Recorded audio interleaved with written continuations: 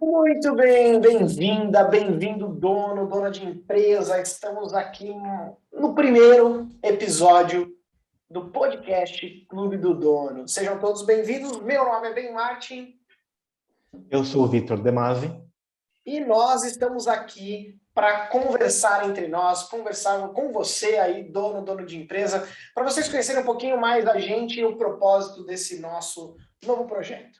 E se você, antes de a gente começar nosso papo aqui, se você quiser entender um pouquinho como é que é o nosso projeto, você acessa www.clubedodono.com.br ou só clubedodono.com.br ou @Clube do Dono lá no Instagram. Você vai conhecer um pouquinho do nosso projeto, que basicamente é uma comunidade de donos e donas de empresa para nos ajudar a crescer, todos nós nos ajudarmos a crescer. Assim, a gente consegue trazer para vocês conteúdos relevantes, exclusivos para quem é membro do Clube do Dono. Também a gente vai trazer cursos, mini cursos, trazer pessoas de áreas específicas dentro de empresas como RH, para te dar noção de gestão, financeiro, gestão de pessoas, contratos com advogados, marketing com especialistas, vendas com especialistas. Assim, você sempre vai ter conteúdos relevantes, atuais e práticos. A nossa ideia é tornar tudo prático, sem uma linguagem muito extravagante, algo bem simples para você conseguir crescer. E além disso, a gente tem programa de mentoria e ainda um networking, onde você consegue se conectar com outros empresários e ainda vender o teu serviço ou produto para outras empresas. Bom, Vitor, é esse recado que eu tinha para a galera e a gente ficou aqui de trocar ideia, de conhecer um pouquinho mais. Então, para o pessoal te conhecer, conta um pouquinho da tua jornada. Quem que você é, o que você faz hoje e como começou toda essa confusão aí? Eu sou o Vitor, né? Já falei meu nome, sou advogado, sou aqui de São Paulo. Eu sou formado há 10 anos já, tenho 10 anos de experiência como advogado, mas se contar o período de estágio já dá 15 anos praticamente atuando na área da advocacia. Eu sempre trabalhei em escritório grande, né? Em escritórios de médio para grande porte, com uma alta demanda, uma questão que era uma alta demanda de trabalho, realmente.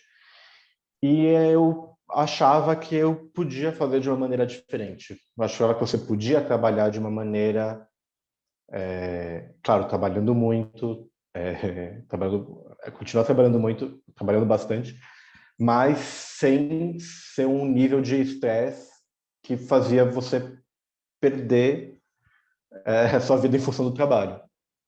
Então, isso com o tempo começou a ficar incompatível com os lugares que eu estava trabalhando. E aí, no começo de 2018, eu optei por sair e abrir meu escritório próprio. Então, já estou aí há 3 anos, trabalhando, 3 anos e meio agora, né, trabalhando sozinho. É difícil, é complicado, dá medo, mas a gente insiste e dá certo. Legal, legal, legal. A minha história foi um pouco diferente. Você foi mais certinho, assim, migrou de carreira ali e tal, para uma empresa, né? Mas eu já fui um gato pingado em várias coisas, né? Então, quando eu fiz uns 18 anos, saí da escola, minha madrasta, ela conseguiu um trabalho para mim numa empresa de manutenção de computador, né? De TI. Um TI lá de mais de manutenção de micro, né? Ainda era o Windows XP ali, para quem é daquela época lá. Beleza, né? Aí eu trabalhei lá mais ou menos um ano e tal.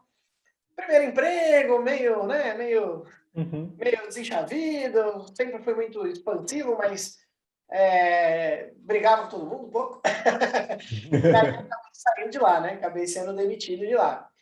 Mas aí, logo depois disso, eu já tive uma experiência para empreender. Então, um conhecido meu falou, pô, eu tenho uma empresa de informática, eu trabalho para alguns clientes, eu preciso de alguém de ajuda, mas eu queria alguém para me ajudar a expandir. Então, eu queria um sócio. Você topa me ser meu sócio? Era uma pessoa mais velha, tinha uns 30 anos, eu tinha uns 19 já. Eu falei, beleza, vamos nessa. E aí eu comecei lá, entender custo de serviço, preço, precificação, vender, como é que conquista o cliente, além de fazer lá a manutençãozinha de computador. Eu imagino você com 19 anos assim, sou sócio, mas o que é ter uma empresa? Eu não fazia ideia nenhuma.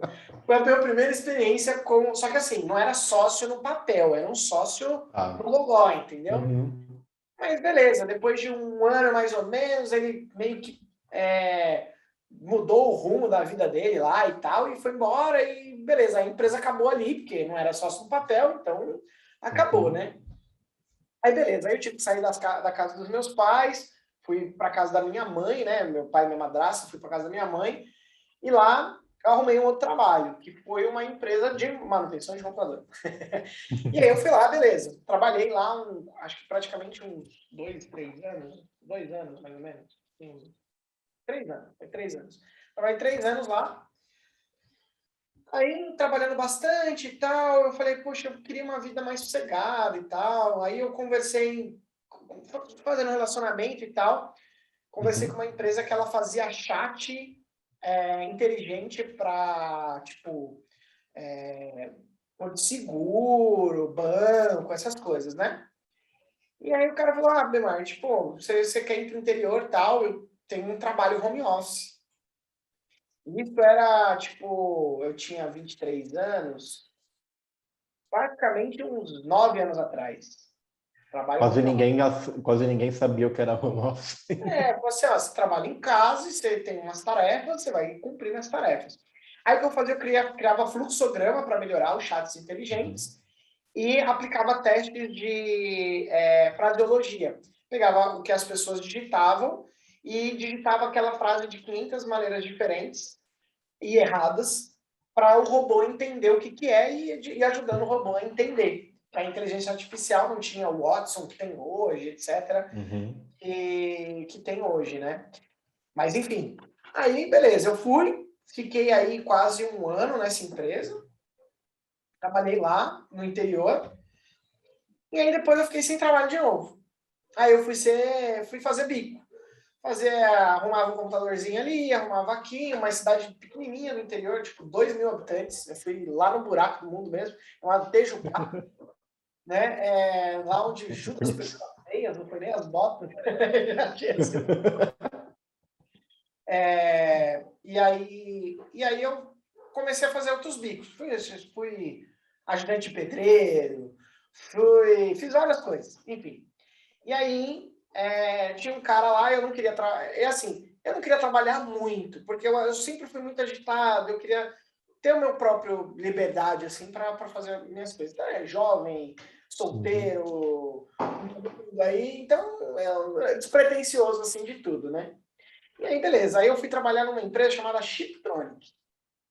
Essa Chiptronic é uma empresa, é uma indústria, praticamente, de um equipamento para análise de injeção eletrônica de moto e caminhão. Moto de ag, diesel de ag, para Uhum. quem é do ramo aí, já está ouvindo a gente, basicamente era esses equipamentos. E aí eu comecei, fiquei uns 3 meses na venda, aí os caras falaram, você tem um jeito para marketing, você se comunica bem, tem umas ideias malucas, vai lá pro marketing. Aí o marketing estava meio solto ali e tal, o supervisor lá, o gerente de marketing lá, estava com problema de saúde, estava afastado do trabalho e Uhum. estava meio que largado lá, né? Aí, não largado, mas tipo assim, não tinha uma pessoa tendo ideias e fazendo ações, por exemplo, né? Eles estavam só fazendo as mesmas coisas que sempre faziam, não tinha nada de invenção. Aí comecei a inventar um negócio, inventar outro, inventar outro, inventar outro. Comecei a incomodar uma galera. Por quê? Porque eu ficava inventando coisa para os outros fazer e eu fazer junto, né? E aí, não, que não sei o que e tal. E aí chegou ao ponto do pessoal lá falar, Bemarte, aqui é interior, você tem um ritmo de São Paulo, você tem que trabalhar menos. Mas eu já trabalhava só 3 dias por semana, só pra você ter uma ideia. Então, assim, mas não, né, e tal. Aí o pessoal foi começando a tesourar meus projetos e tal, aí eu fui cortando. Aí não chegou no último projeto lá, aí eles contrataram uma outra agência para executar o que eu tinha pensado. Uma agência de marketing lá, e não tinham falado comigo. Uhum. Esse projeto está na mão de uma agência. Aí eu falei, então eu me demito. Porque, pô, eu não vou fazer os negócios. Não, eu descobri depois, eu falei, os caras não estão nem aí pra mim, beleza. Aí fui embora. Mas eu conheci o dono, gente boa e tal, saí numa boa. Beleza. Saí, aí eu fui pro Ceará fazer um curso pela minha religião e tal, né? Que aí não vem ao caso. Mas enfim, eu fui fazer um curso lá no Ceará e tal, fiquei 2 meses lá, e aí nesse curso você é mandado para alguma cidade pequena para ajudar e tal. E foi por isso que eu fui para cidades pequenas e tudo mais. E aí eu fui para Ribeirão Branco. Ribeirão Branco é uma interior de São Paulo também, próximo de Itapeva, outro lugar escondidinho, acho que, se eu não me engano, tem uns 9 mil habitantes, 10 mil habitantes, não sei quantos habitantes tem, depois procura aí no Google. Mas aí, beleza. Aí lá, os primeiros meses de aluguel, eu vendi meu videogame para poder garantir o aluguelzinho e uma comidinha, pá. Vendi meu videogame e fui oferecer serviço de informática de novo pra galera. Aí, acho que eu já tinha feito um sitezinho, num desses bicos aí, eu fiz um sitezinho para alguém. Aí eu cheguei na prefeitura e falei, olha, o seu site é muito ruim e a gente pode fazer esse site assim, assim, assado, assim, assim, assado. E se você quiser esse projeto, eu cobro tanto. Consegui falar com o prefeito direto, falei direto com o prefeito. Aí o prefeito, pô, gostei, eu vou querer. E fechou comigo. Aí eu comecei a fazer o site da cidade, de lá eu peguei mais alguns trabalhinhos, bico, né? Coisa assim, bico. Foi falar que era uma empresa, porque não era. Aí eu fazia alguma coisinha ali, uma coisinha ali. E aí aí começou a apertar as coisas, surgiu uma vaga numa agência de marketing. Foi a primeira agência que eu trabalhei. Foi numa empresa chamada... Você vê como eu pulava de galho em galho, né? Foi uma chamada Miolo. Miolo Comunicação. Era comunicação visual e marketing também. E aí eu fui trabalhar lá, aprendi a fazer design lá dentro. Eu sabia fazer alguma coisinha, mas bem ruim. Aí lá que eu aprendi a fazer algo legal. Né? Se tiver a oportunidade, quem está ouvindo aqui, for da Miolo da época que eu estava lá, gratidão, obrigado, muito obrigado por ensinar lá. Passei só 3 meses lá, porque eu morava em outra cidade e o salário era pequeno, né? E para mim não ia dar, entendeu? Mesmo se eu quisesse ficar lá para aprender, não ia dar para viver, entendeu? 3 meses, beleza. Eu pensei que o salário ia subir mais, mas era menos que o salário mínimo. E eu falei, não dá não. Para mim... ficar indo e voltando acaba... Era ônibus intermunicipal, então, sabe, não era tão barato assim. E para mim não compensava o tempo, mas aprendi bastante lá. Aí eu fui gerenciar um pet shop. Me chamaram e falaram, pet... Exatamente, né? Aí eu fui gerenciar o pet shop. Uma amiga minha falou, vamos lá, tal, eu tô com o pet shop lá, tem umas coisas lá, tá meio, tipo, precisa de alguém lá para ficar no balcão e tal, e cuidar das coisas, contas, a pagar, a receber, ajustar tudo. Aí eu fui lá, organizei tudo lá, peguei os medicamentos velhos, vi quem comprava aqueles negócios para, sei lá, dar um fim em alguma coisa. Aí eu fiz lá, mexi. Fiquei uns 3, 4 meses, era temporário, tá? Esse aí já falou para mim que não era muito tempo, era só para ficar lá enquanto acho que era a filha da dona, estava fazendo veterinária, ia terminar e assumir o pet shop, e aí eu tava fora, né? Mas já tava certo isso. Aí beleza, aí terminou o trabalho no pet shop, aí eu fui para São Paulo. Quando as coisas apertavam, eu sempre ia para São Paulo e arrumava um computador. E aí tinha uma gráfica lá de um amigo meu, ele falou, Bemar, precisa fazer uma manutenção aqui nos computadores da gráfica, atualizar os programas e tal. Você vem aí para fazer? Beleza, eram 5, 6 computadores. Falei, fechou, né? Vou tirar uma graninha aqui, já fico com uma graninha boa. Aí fui lá, mexi em todos lá, com os computadores e tal. E aí veio um dono de uma agência, trocar ideia com ele lá, almoçar e tal. Falou, Bemar, almoça aí com a gente e tal. Aí ele falou, pô, eu tô querendo abrir uma área nova de social media, não tenho ninguém, vocês conhecem alguém e tal. Falei, olha, eu já trabalhei em agência e eu posso fazer para você. Como é que funciona? Aí ele falou, assim, assim, assado. Eu falei, seguinte, eu fico 3 meses em São Paulo, eu organizo tudo e depois eu trabalho de casa. Você topa? Aí ele topa. Aí eu voltei para Ribeirão Branco, fiquei 3 meses lá, conversei com os clientes, organizei tudo, beleza. Aí chegou no 6º mês, eu comecei a perceber que a agência fazia umas coisas erradas. Era uma agência pequena, tá? Umas 6 pessoas, mais ou menos. Mas fazia meio umas coisas erradas, mentia para cliente, enganava as pessoas e tal. Eu sempre fui muito agitado, mas desonesto eu nunca fui. Aí o que eu fiz? Aí eu falei, cara, eu tô fora. O cara me ofereceu para pagar mais, falei, tô fora. 2 meses depois, o cara foi internado por causa de droga, gastava todo o dinheiro da agência com droga e tal.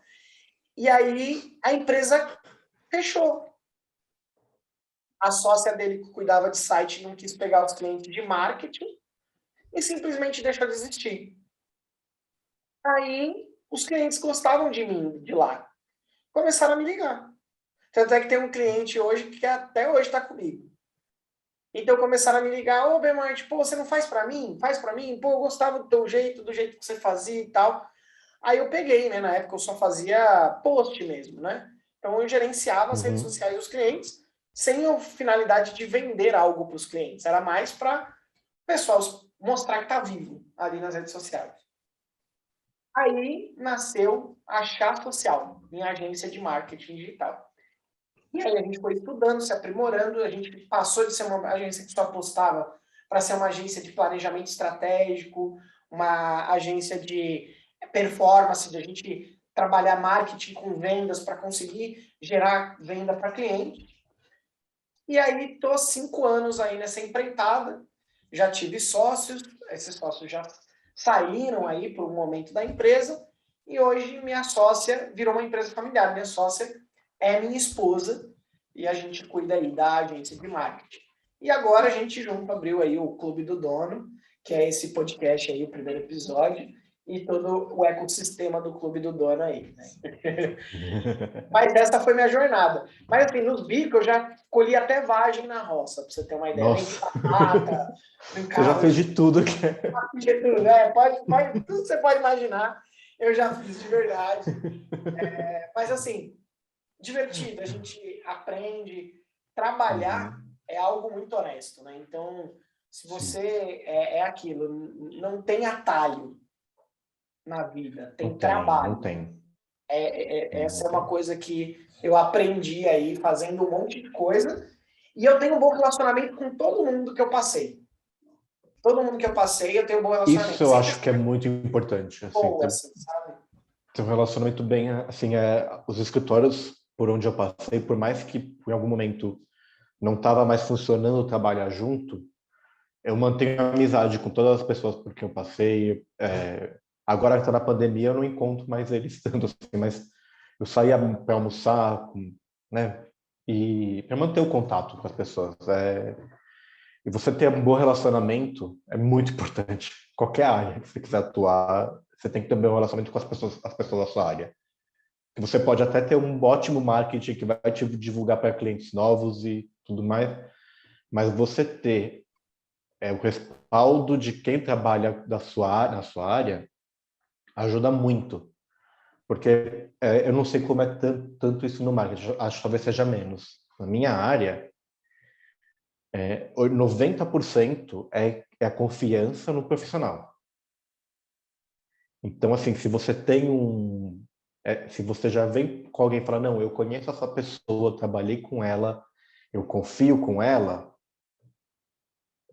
é quase certeza que você vai conseguir fechar com esse cliente.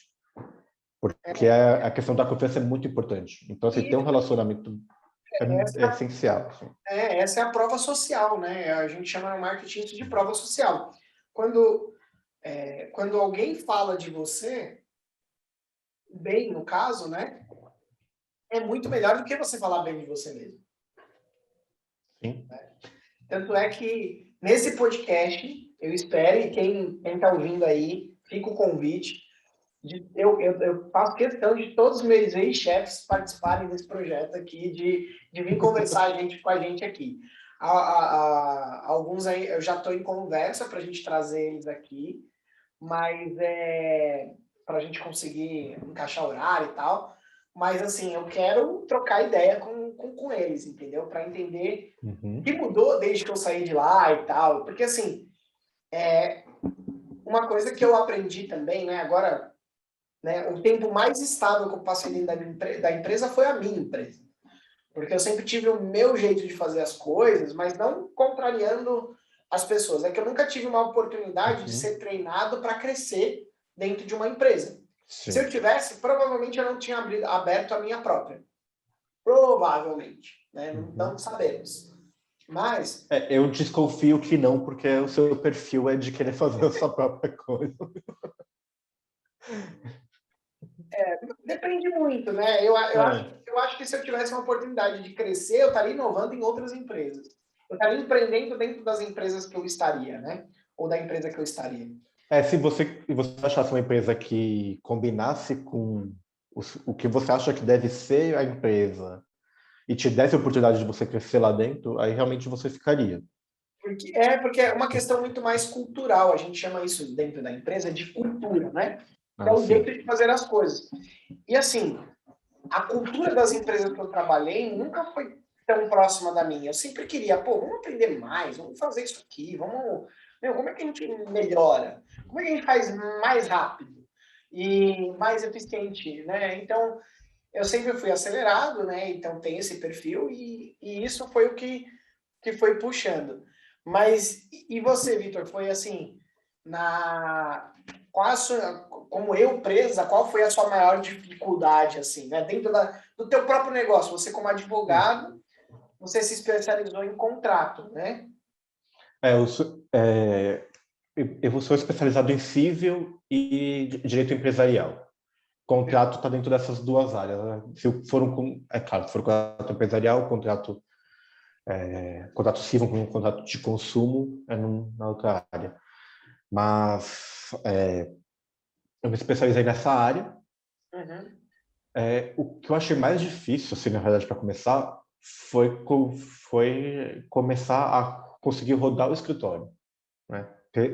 Ter clientes, porque a hora que você falar, eu vou trabalhar sozinho, você é jogador por conta própria, em tese é muito simples, porque você precisa de um computador e um certificado digital.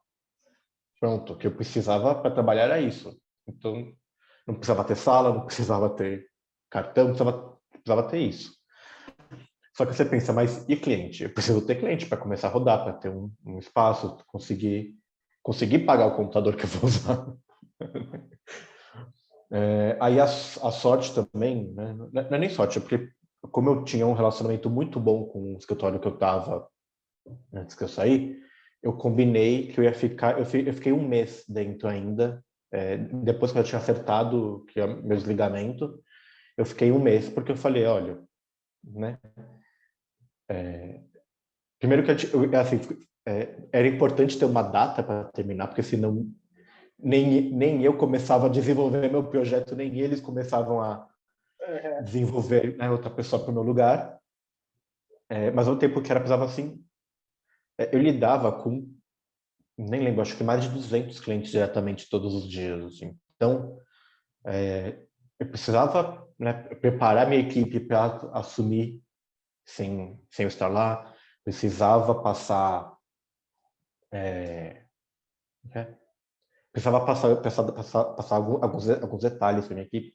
Precisava que os clientes soubessem que eu não ia mais estar lá, que depois era para eles falarem com essa pessoa, com aquela outra pessoa, para poder deixar tudo redondo, os trabalhos dentro do escritório continuarem mesmo sem eu estar lá para ajudar. Só que dentro desse período eu comecei a me mexer já. Então eu comecei a ver como que eu fazia para abrir o escritório regularmente perante a OAB, porque eu sempre fui advogado contratado no escritório, então eu nunca tive essa preocupação. Lá fui eu ler o regulamento da OAB para saber como que fazia, preparar a documentação. Contratei um designer desde lá para fazer meu logo do escritório, começar a preparar meu site para botar no ar quando eu saísse.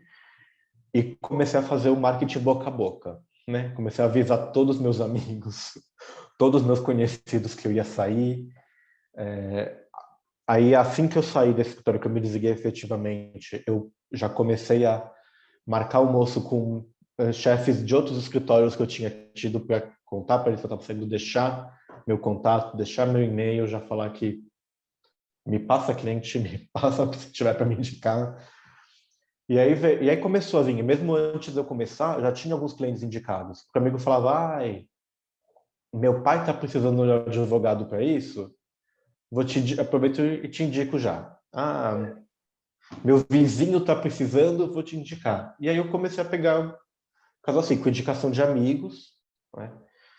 É aquela montanha-russa. Tem horas que parece que você não vai dar conta do trabalho, tem outra semana parece que você está sem trabalho nenhum, né? Ainda mais no começo. Mas com os tempos vai ajustando, né?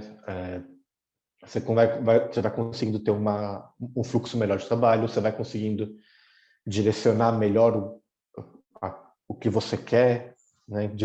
Até de especialização, né? Eu trabalho muito também com propriedade intelectual, né? Que foi meu primeiro estágio, foi com propriedade intelectual, é uma área que eu adoro até hoje, inclusive quero fazer meu mestrado nessa área, né? Estou para começar o mestrado em propriedade intelectual.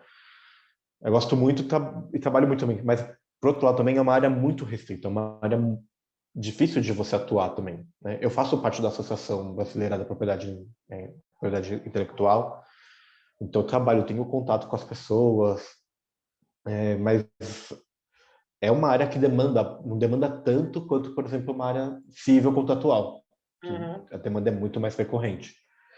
Porque Mas aí geralmente conta. o fluxo é só se fosse um inventor, né? Mas aí tem quantos projetos tem que amadurecer para você fazer alguma coisa. Na verdade, assim, quando você está falando, é que essa área, quando você está falando em empresas muito grandes, né, assim, de nível multinacionais, e é outro patamar, elas têm uma demanda constante para essa área. E geralmente tem uma equipe interna, né? Ou não? Eles, não, a maioria das empresas acaba terceirizando, assim, tudo, não é, acaba terceirizando, mas esse tipo de empresa, né, empresas que são desse tamanho, eles têm uma demanda constante nessa área. Entendi. Só que a hora que você vai para o empresário individual, a microempresa, ou até empresas limitadas, sociedades limitadas, só que de um porte menor, elas não têm essa demanda tanta. Entendi. Então é uma questão pontual, mas eu acabo trabalhando bastante também nessa área eu adoro essa área, acaba sendo minha favorita, eu diria.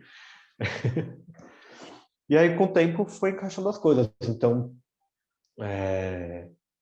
não tenho mais medo hoje de não ter cliente, pelo menos. No começo era desesperador. Assim, eu pensava assim, será que eu vou ter cliente? Será que eu vou ter dinheiro para pagar o contador que eu tive que contratar no mês? Eu acho que esse começo é porque você fez uma transição de carreira, né? Você empreendeu mais por propósito do que por necessidade. Você falou, a saúde está ruim, eu preciso, eu quero atender um tipo específico de cliente, eu não quero aquela confusão da corporação, eu quero ir para uma linha onde eu tenho mais saúde mental. Então foi mais por propósito. Foi por propósito. Para mim, eu empreendi por necessidade mesmo. Por quê? Na época que eu saí lá daquela agência e tal, e aí os clientes me procuraram e eu acabei empreendendo, eu já estava procurando alguma coisa para fazer e estava com a ideia de abrir minha agência, e esse foi só o empurrão necessário para eu começar com o cliente.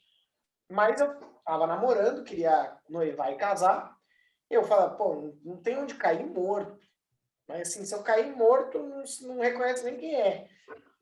E aí eu falei, beleza, eu preciso... a minha meta, eu comecei assim, ó, eu quero ganhar R$3.000 por mês.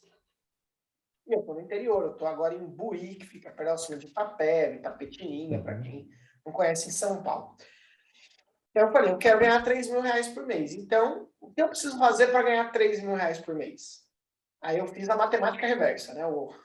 Como é que eu faço para chegar lá? Beleza, então eu preciso, tá, se eu vou abrir um escritório, sim, quanto que eu vou pagar de aluguel? Vai ser na minha própria casa? Então, quanto que eu preciso pagar de aluguel, comida, não sei o quê. Aí que eu cheguei nos 3.000, eu preciso guardar dinheiro, pagar aluguel, ter minhas coisas e começar a construir. Tem que ter dinheiro para investir na empresa, então 3.000 era o meu salário que eu tinha como meta. No começo você ganha 3.000? Não. Comecei ganhando ali uns R$800, R$1.000 para pagar minhas contas apertadas. como diz um amigo meu, mais justo que dedo no nariz. Que não sobra e nem falta, entendeu? Então, assim, justinho, bem justinho. E aí aí eu fui lá, beleza. Então agora eu vou projetar o quanto que eu preciso ganhar. Para eu ganhar isso, quantos clientes eu preciso atender? A quanto mais ou menos que eu preciso ter? E aí eu montei isso. Eu atingi o patamar de 3 mil, e aí eu falei, agora todo o dinheiro que entrar eu vou investir na minha empresa. Eu não vou aumentar meu salário. E se ela dá lucro no final do mês, aí esse é o meu pensamento. Se der lucro, no final do ano, eu boto dinheiro no bolso. Se não, eu não boto dinheiro no bolso. Só que aí foi dedicado todo para a empresa. Primeiro é para me sustentar. Depois é para a empresa. E é com o meu sustento, como eu sempre fui uma pessoa que vivi muito simples. E aí tá aí se você está ouvindo a gente, tá aí a dica. Se você está começando ou já tem um negócio, e o teu negócio está apertado e tal, meu, simplifica a vida. Eu sei que você tem família, você às vezes mora sozinho, enfim, não importa a sua situação. Simplifica a tua vida, porque empresário rico é empresa pobre, principalmente no começo. Entendeu? Então você tem que ser ao Uma contrário. coisa que... Empresa rica e empresário pobre, né? Diga, Victor. É uma coisa que eu vejo que dá muita confusão algumas pessoas às vezes, é que as pessoas confundem a empresa com a vida pessoal delas. Então, assim, como eu já tinha visto até por experiência profissional muito problema de pessoas se enrolar com dívida porque não conseguia fazer essa separação, uma das primeiras coisas que eu fiz foi, eu abri o escritório regularmente, abri um CNPJ para abrir uma conta separada, uma conta bancária separada. E aí falei assim, meus gastos regulares são tanto, tá? Então, meu salário vai ser tanto. Tudo que entra fica na conta do escritório. Uma vez por mês eu pego o valor dos meus gastos, passo e seguro. Esse mês entrou muito mais do que entraria. Fica lá guardado, não separa. Tem que fazer esse planejamento para aguentar, senão a empresa não aguenta, o seu caixa não vai aguentar. Seu fluxo não vai sustentar por muito tempo. Então, e é isso que acontece. Por exemplo, o pet shop que eu gerenciei, que é o Alquimia, é o nome do pet shop, olha só. Sempre tem esses nomezinhos engraçados, né? E aí, era isso que acontecia no caixa deles lá. Foi ali que eu aprendi que a empresa estava sangrando por culpa do dono. Então, assim, todos os lugares que eu passei, eu aprendi coisas valiosíssimas que na minha empresa eu não repeti os mesmos erros. Então, eu sempre fui observador, curioso. Então, assim, eu sempre, com informática, eu ia visitar várias empresas. Eu sempre era curioso, perguntava, como é que funciona? Tinha assessoria de imprensa para político, tinha revista, a gente atendeu a Vice, atendia empresas grandes, empresas pequenas, de contabilidade. Eu perguntava, como é que funciona? E isso, aí às vezes eu tinha uma dúvida que eu ouvia de alguma coisa, eu ia lá e perguntava. Então, eu sempre fui muito curioso. E aí, uma das coisas que eu aprendi nesse pet shop, gerenciando lá o pet shop, é que a dona pegava dinheiro e pagava a faculdade da filha. Falei, não, peraí, mas qual que é o salário dela? Não, não tem salário, é o que der de lucro. Não, peraí, mas lucro não é consumir o caixa. Lucro é o quê? É o dinheiro. Lucro é as Faturamento receitas bruto menos as despesas. Aí existe despesa fixa, existe despesa variável, existe, cada produto tem um preço e um lucro em cima, tem produto que tem menos lucro, tem produto que tem mais lucro, principalmente quando você está falando de produto, de loja. Quando você está falando de, ainda tem imposto, e se você tem um vendedor, ainda tem comissão de venda. Né? Tem os funcionários que o pet shop tinha. Funcionário, que pode ser uma despesa fixa. Né? Então, se você não sabe qual é o teu lucro real, se você não pôs isso na ponta do lápis, não adianta. Você sabe aquele cara que fala trabalho, trabalho, trabalho, não vejo dinheiro? É porque ele não tem lucro.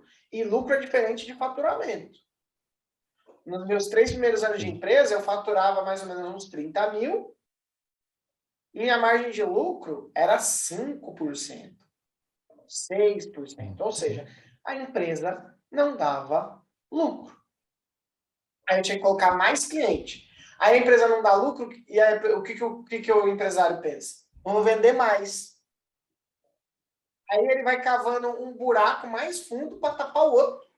E às vezes o próprio produto dele já causa prejuízo. Se ele parar de vender esse produto, vai ser melhor para ele. Exato, exatamente. Já vi muito isso. E outra coisa que dá prejuízo é contrato mal feito, né? Principalmente quando você é prestador de serviço, né? Já pegou umas buchas assim, Vitor? Já coisas bem complicadas, assim.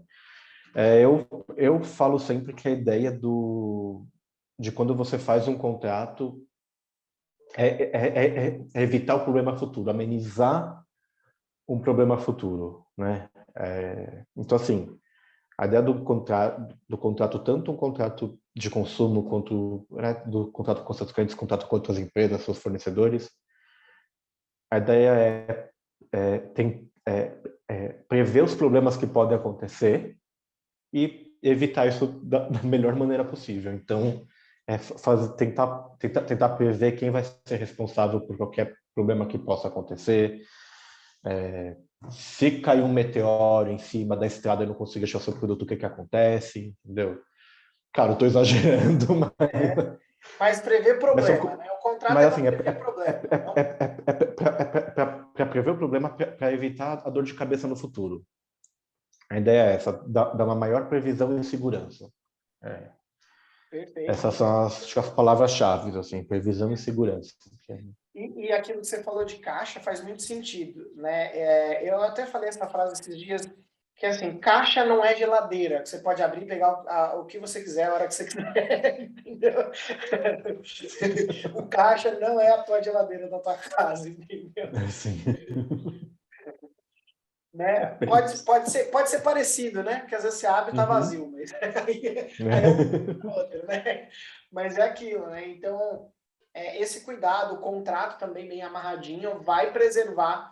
O contrato também ele é feito para preservar teu caixa, né? Principalmente prestador de serviço, eu acho que o contrato ele é essencial.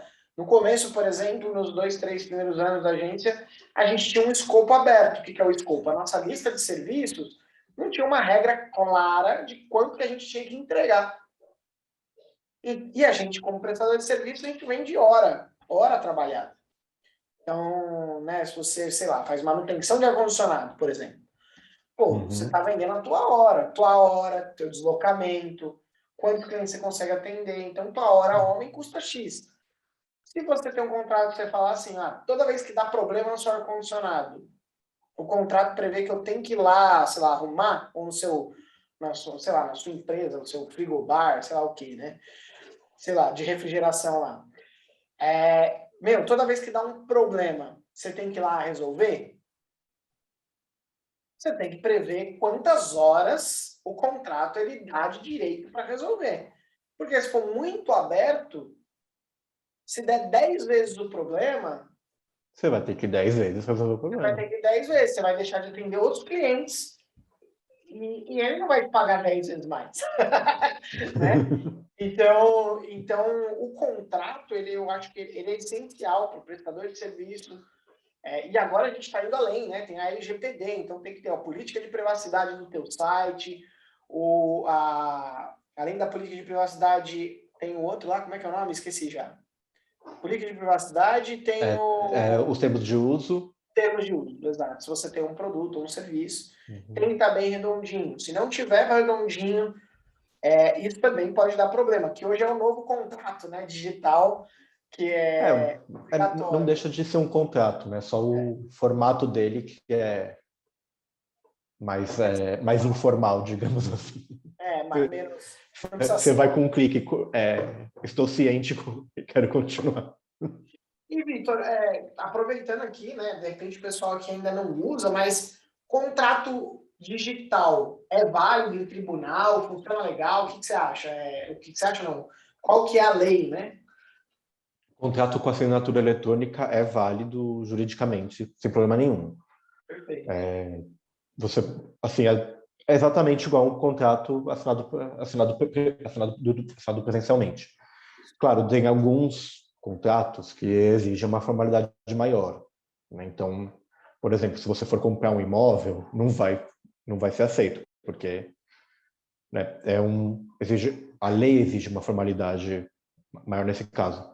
Mas os contratos que as empresas fazem no dia a dia, contrato de prestação de serviços, de fornecimento de produtos e tudo mais, é válido perfeitamente, sem problema nenhum.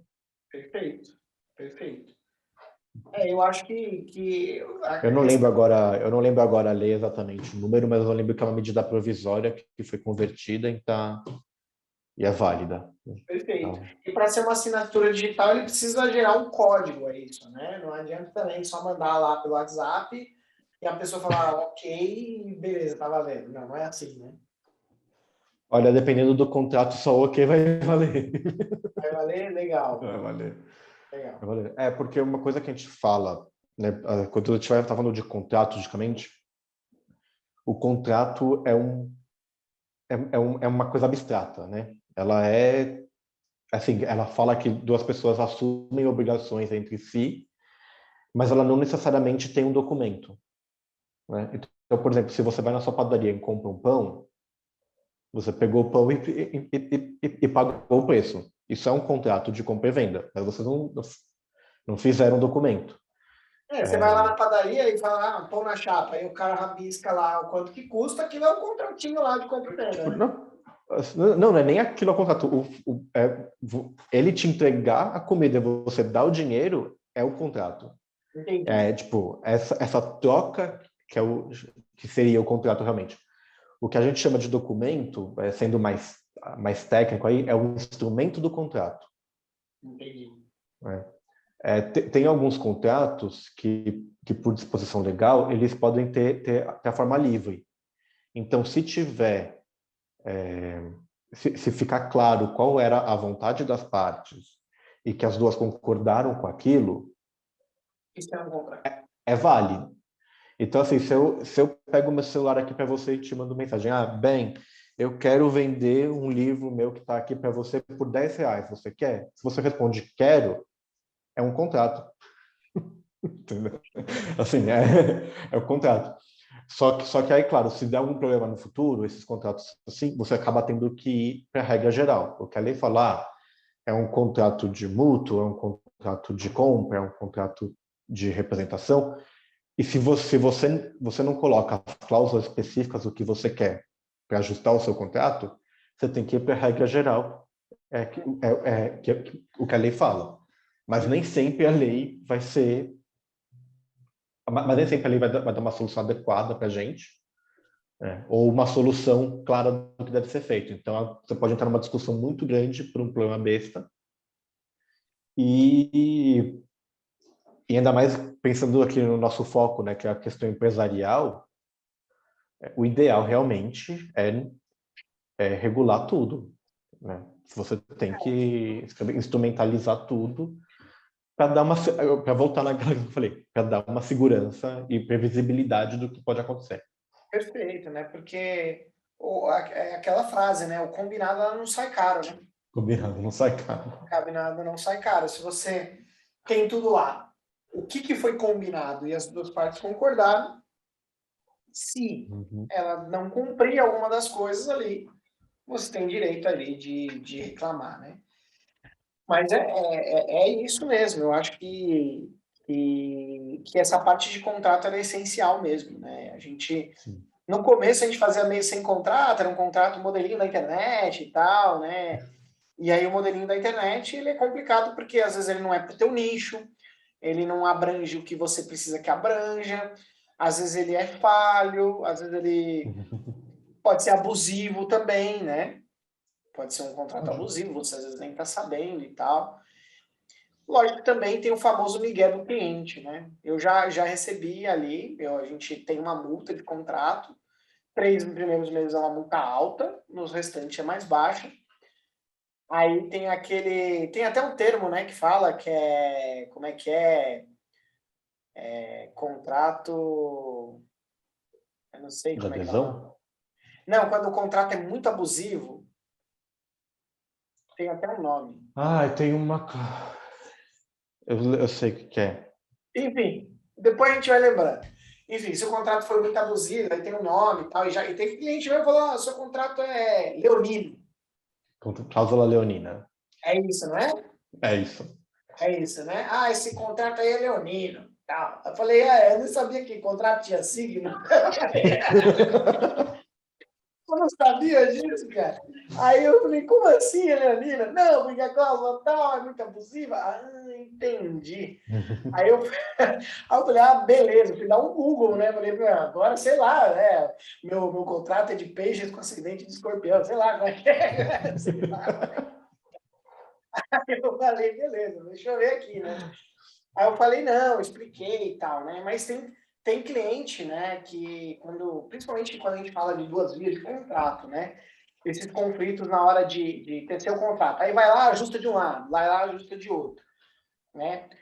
Na tua opinião, Vitor, na tua experiência e tal, você acha que tem alguma coisa que a gente pode fazer? É natural que esse conflito, principalmente entre empresas, né? Às vezes, o jurídico meu mandou arrumar isso aqui.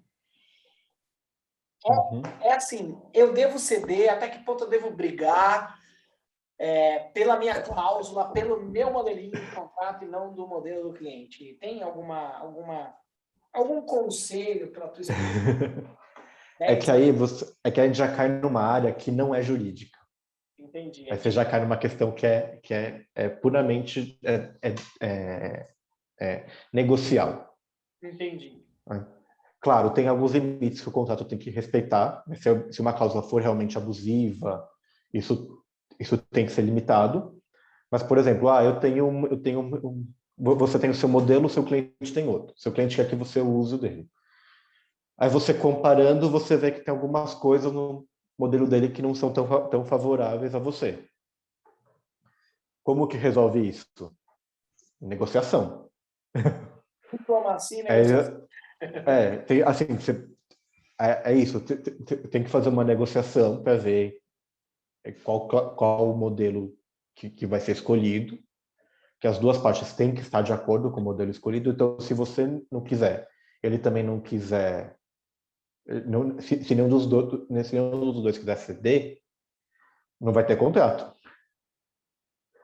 né? Então, assim, essa questão já não é tão jurídica, ela é mais do negócio que vai ser feito entre as partes, de tentar chegar no meio termo, chegar em algum acordo, ou alguma parte ceder totalmente para o que quer.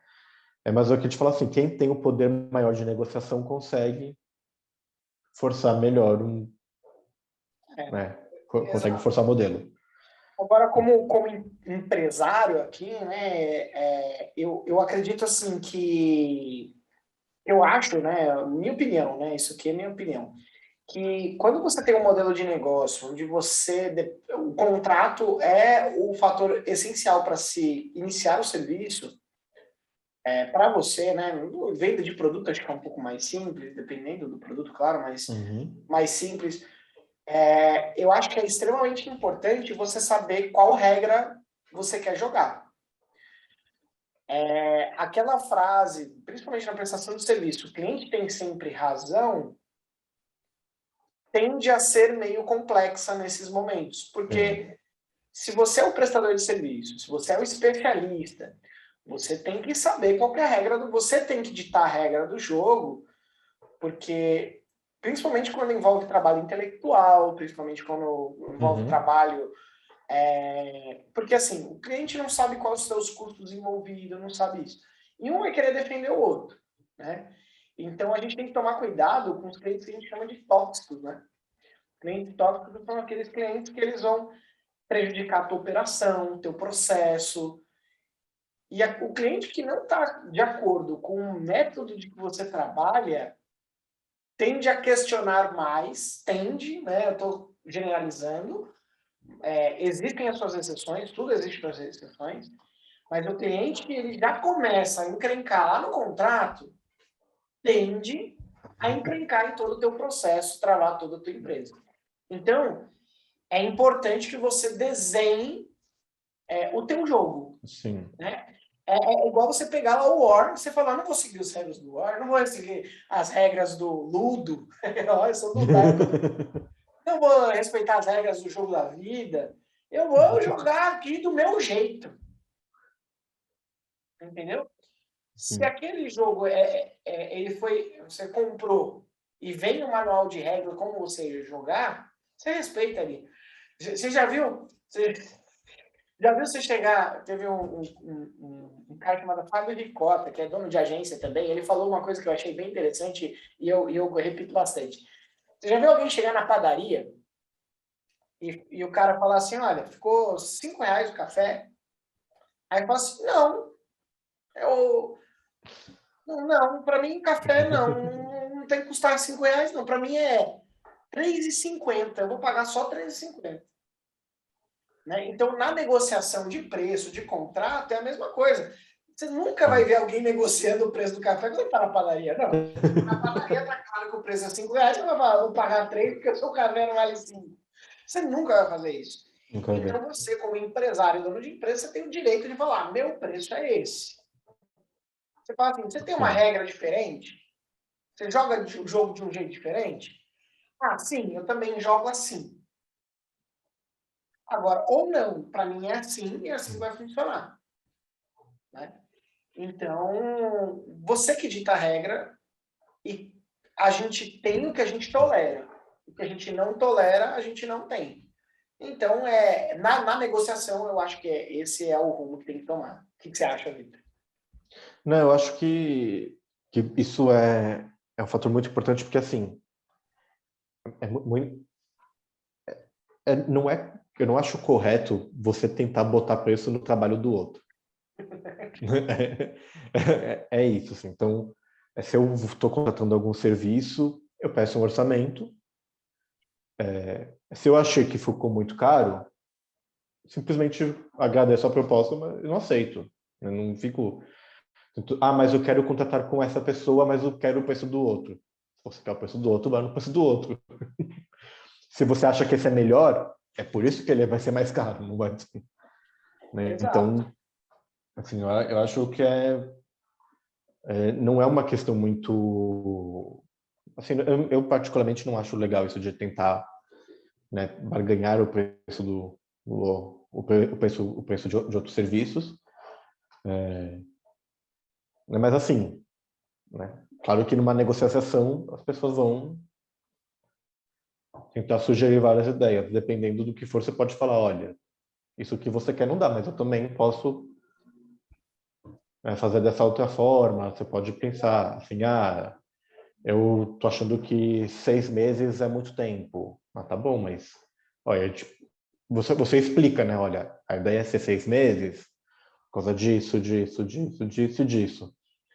Eu continuo achando que é muito tempo. Tá bom, a gente pode fazer por 4 meses. Então, Só né? que o preço era outro.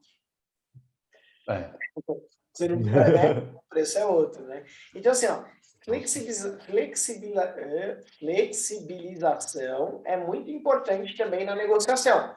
Então, você chegar lá já sabendo o que você pode flexibilizar. Porque, beleza, você quer dar desconto? Tá, mas esse desconto vai sair do bolso de quem? Como que vai sair esse desconto? Então, por exemplo, você tem um vendedor que dá muito desconto. Pô, ele vai comer tua margem de lucro.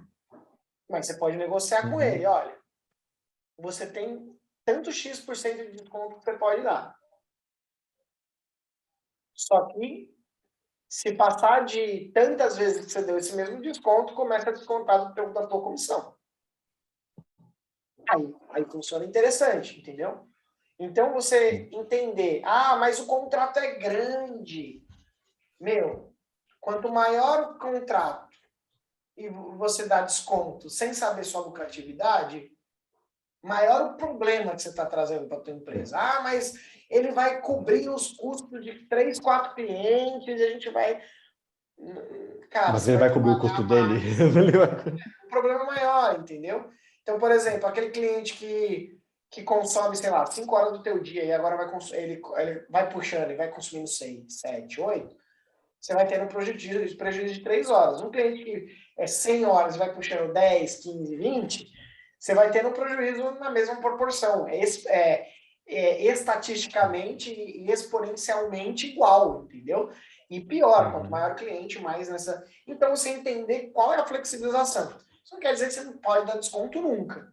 Você pode setar seu preço aqui, entender que teu mercado sempre pede desconto, e você falar, beleza, com desconto fica tanto. Né? E é lógico, aí vai a questão de você saber seu cliente. Então, se você vende um serviço, abordar o cliente, que já tem um faturamento com condição de te pagar. Né? Então, não adianta nada você cobrar, sei lá, 5 mil reais o teu serviço e se oferecer para um cara que fatura, sei lá, 5 mil reais. Não adianta nada. O cara não vai conseguir contratar o teu produto. Então, o cara vai pedir desconto. Então, para você não entrar na barreira e na guerra do desconto, você tem que encontrar as empresas que estão no nível do teu serviço e no teu custo. Sim. Uma coisa que eu acho que é importante também, eu percebo que muitas vezes, no Brasil de maneira geral, as pessoas têm a ideia que fazer um acordo é chegar no meio termo. Uhum. Então, eu quero 100, você quer 150, vamos fazer por 125 e resolve. Em alguns casos, isso até funciona. Uhum. Só que, assim, essa, na verdade, para mim é uma péssima forma de negociar. Péssima forma de negociar. Porque você tem que levar em consideração, não, mas eu quero 150, mas é porque de imposto eu tenho tantos por cento. De custo é mais tantos por cento. No final, o que me sobra é 25. Então, se eu pagar 125 para você, eu vou estar ganhando nada. Então, né? Então, as pessoas têm que pensar isso um pouco também em como negociar, né?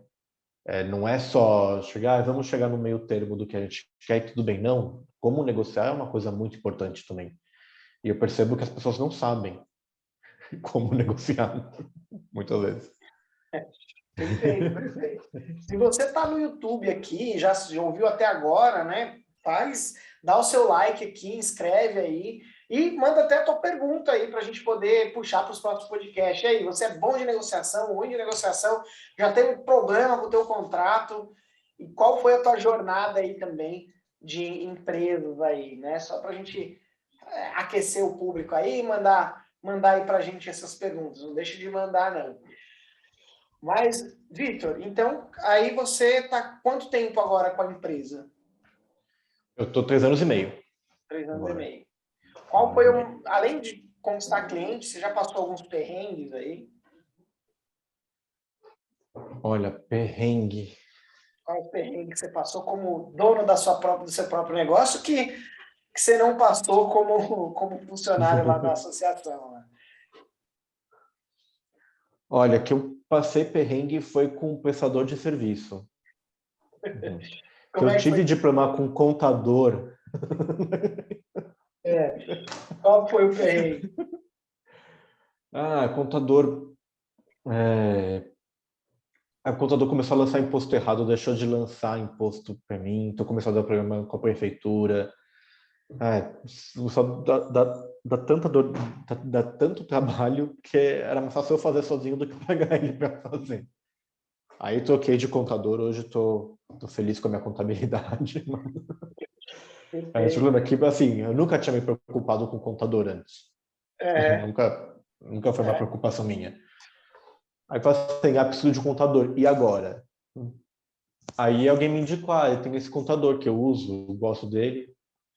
Fui usar, só que para conseguir uma informação assim, eu não...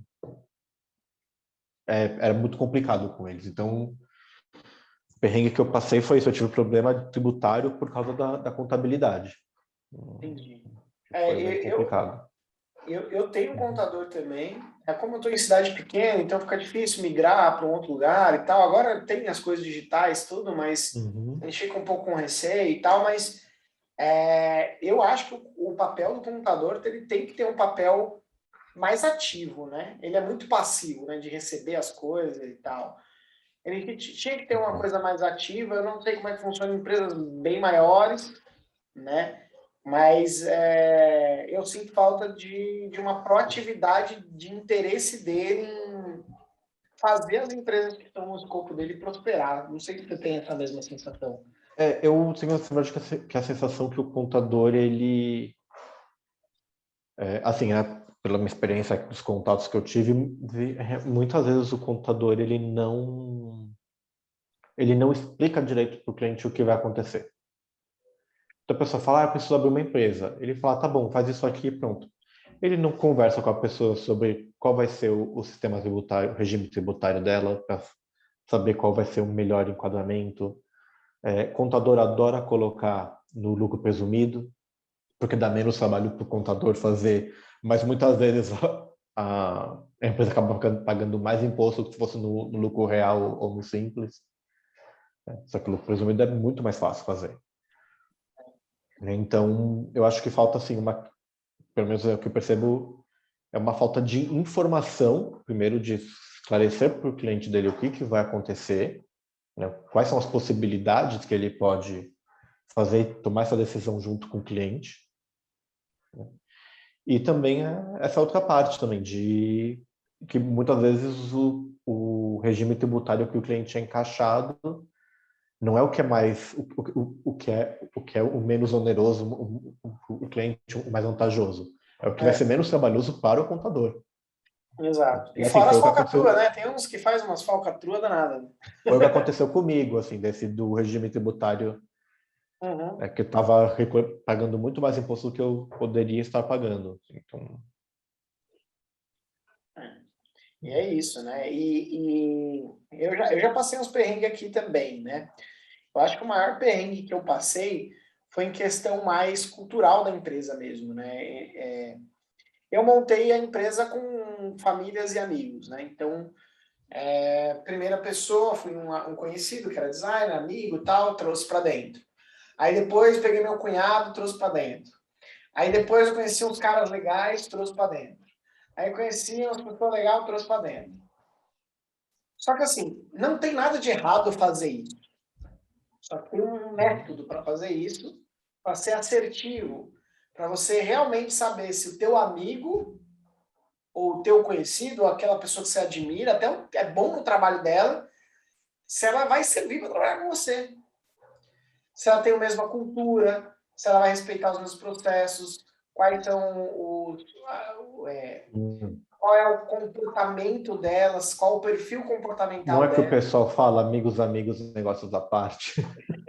Não, É pra isso, gente. não é porque você se dá super bem com a pessoa que você vai trabalhar bem com a pessoa. Não é Exato, assim né? que funciona. Exatamente. Então, assim, o perfil comportamental é muito importante. E aí, o que aconteceu?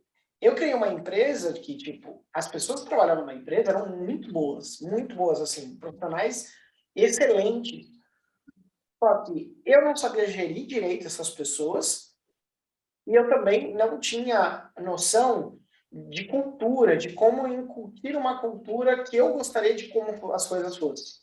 Então, eu criei uma máquina de profissionais independentes, só que sem se preocupar com a empresa. O problema não é ser independente. Pô, é legal você ter um funcionário independente, ele vai lá, toma decisão, ele resolve e tal, ele se responsabiliza por aquilo.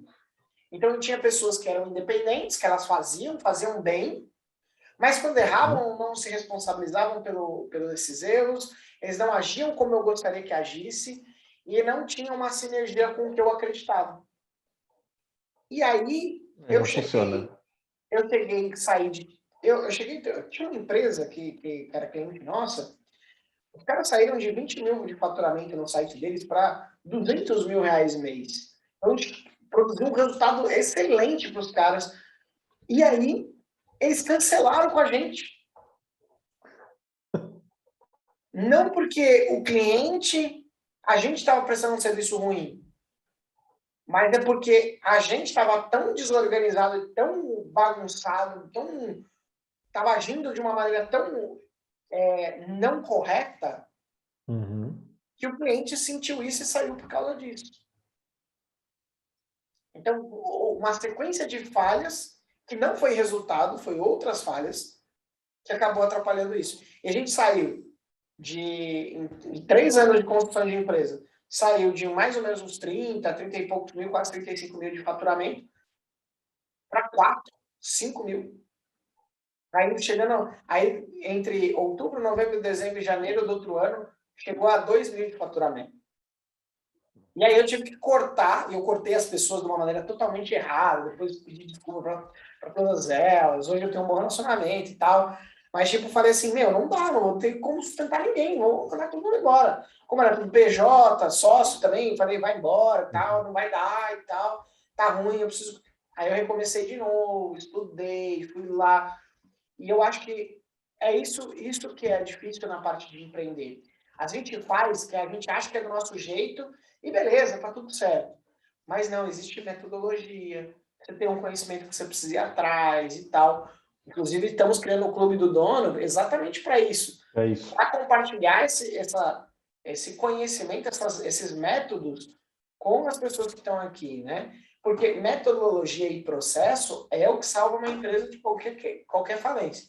E aí eu fiquei com um funcionário e a gente foi lá, não, vamos lá, a gente tinha um pouquinho de caixa, tá? O faturamento caiu, mas caixa a gente preservou, mas eu tive que demitir todo mundo, porque senão eu não ia ter fôlego para ressuscitar, tipo, né, desfibrilador na empresa para não deixar morrer, entendeu?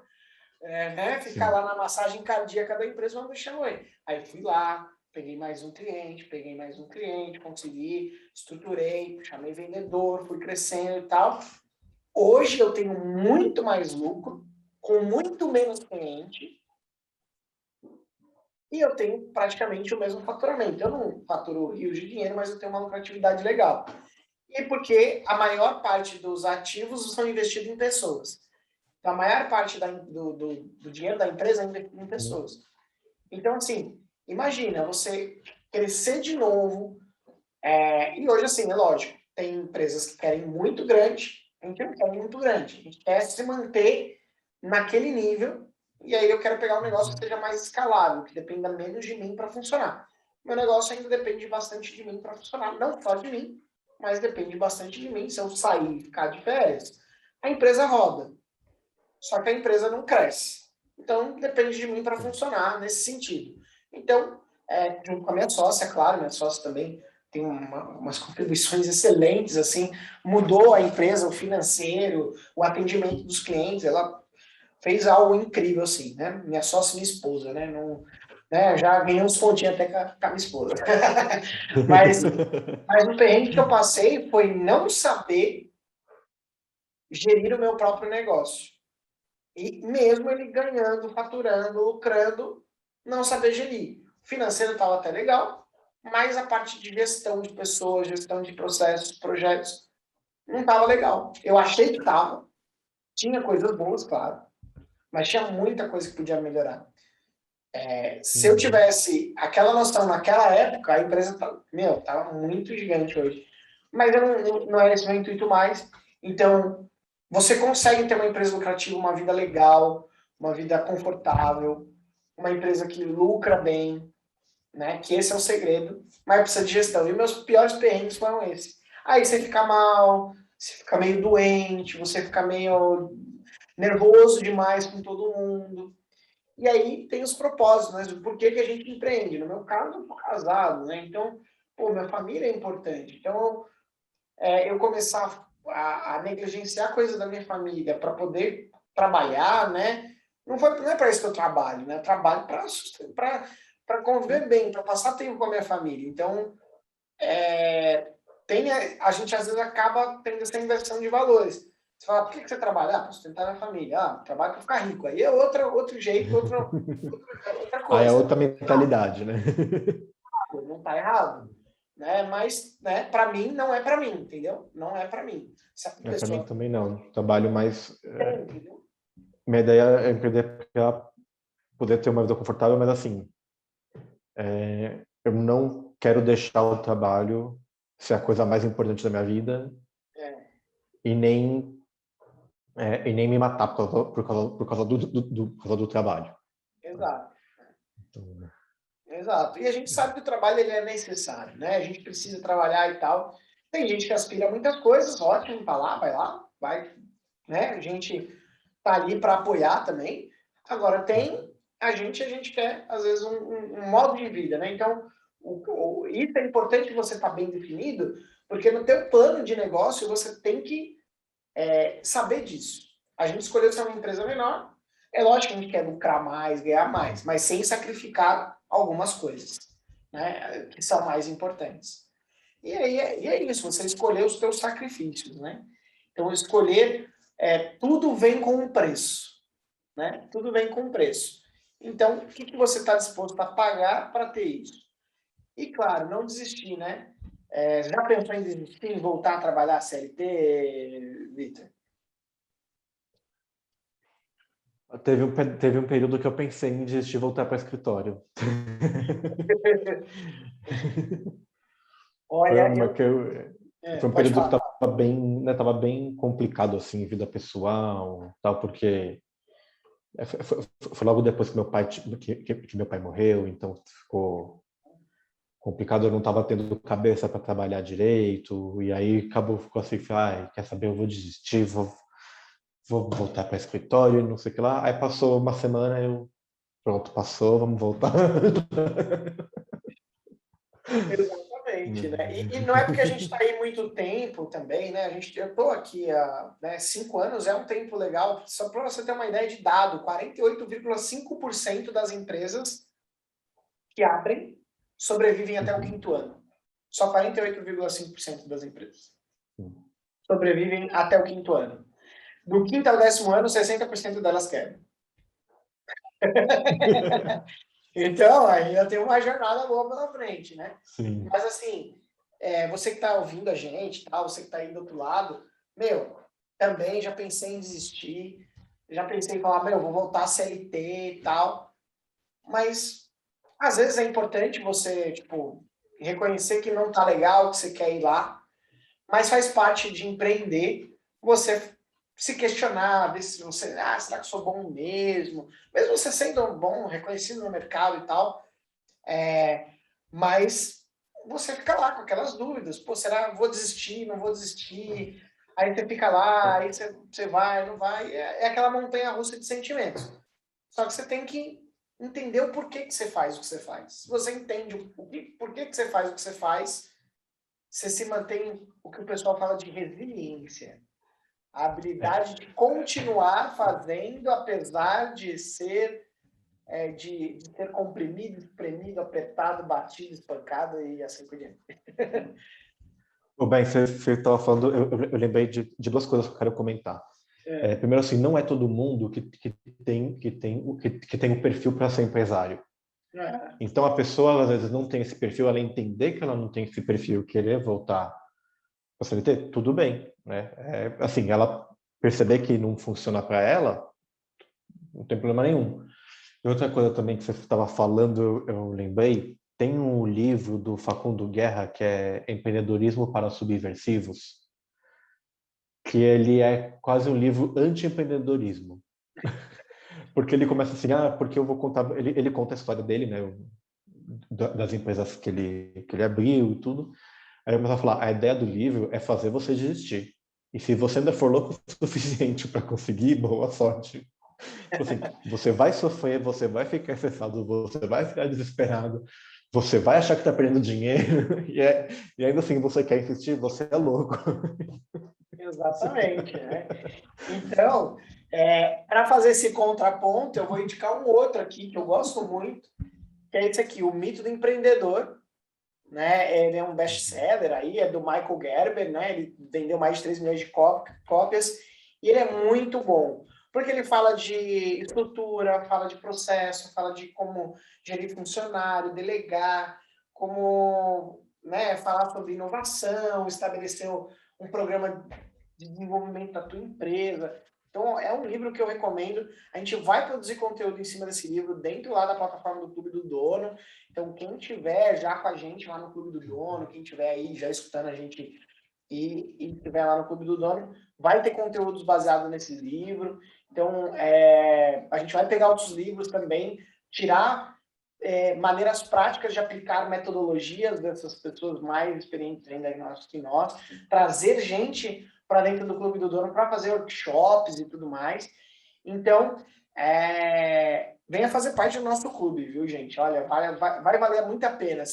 Eu queria ter tido um clube assim quando eu comecei para poder trocar essas figurinhas. Então, a ideia é a gente criar uma comunidade onde empresários ajudam empresários e a gente quer ser né, o cicerone ali, o guia para encontrar essas informações. Então, basicamente, a gente quer unir informações de qualidade no mesmo lugar para que a gente consiga crescer junto, né? E é isso, a gente não sabe tudo, a gente ainda está aprendendo e a gente quer dividir tudo que a gente sabe com você e aprender com você também. Então, vem fazer parte do Clube do Dono. Vitor, acho que é isso, né? Acho que é Eu isso. fico grato aí pela nossa sociedade dentro do Clube do Dono, então a gente está abrindo hoje oficialmente o nosso Clube do Dono aí para você. E é isso. Tem algum recado aí para a galera? Não só agradecer quem ouviu a gente até agora, aguentou a gente falando. Pra gente E conversar. convidar todo mundo para participar do Clube do Dono também, vai ser muito bom para todos nós. Beleza? Então, a gente se vê lá. Um forte abraço e até a próxima.